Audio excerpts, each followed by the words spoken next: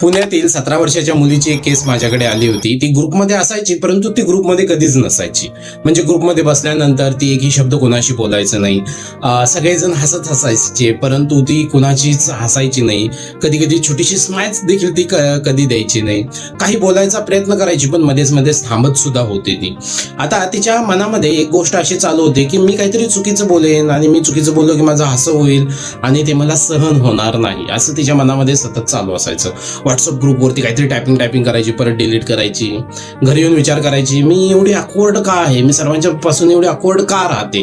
आणि या अकवर्डनेसमुळे ती हळूहळू सर्वांना अवॉइड करायला लागली आणि स्वतःलाच तिने आयसोलेट करून घेतलं होतं. म्हणून तिचे पालक माझ्याकडे केससाठी घेऊन आले होते. आता मी ज्या वेळेला काउन्सिलिंग केली त्यावेळेला मला दिसून आलं की प्रॉब्लेम हा कॉन्फिडन्स नाही आहे. हा पहिला मला दिसून आलं. प्रॉब्लेम बिलॉंगनेसची भीती आहे. म्हणजे ब्रेन सतत चेक करतो की मी ऍक्सेप्ट होईन का, रिजेक्ट तर होणार नाही ना, म्हणजे माझं बिलॉंगनेस, माझं कोणतरी जवळचं त्या ग्रुपमध्ये आहे की नाही आहे. मग रिस्क वाटली की तो सायलेंट चूज करतो. हे नेहमी लक्षात ठेवा. बिलॉंगनेसचा रिस्क असतो इज इक्वल टू ऑकवर्डनेसची फिलिंग त्या ठिकाणी निर्माण करत असतो.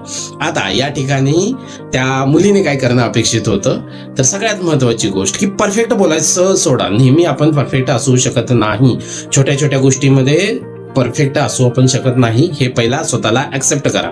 दुसरं, फोकस शिफ्ट करा. लोक मला जज करतील ऐवजी मी कोणाला कनेक्ट होऊ शकतो का, हे थोडंसं पाहणं खूप गरजेचं आहे.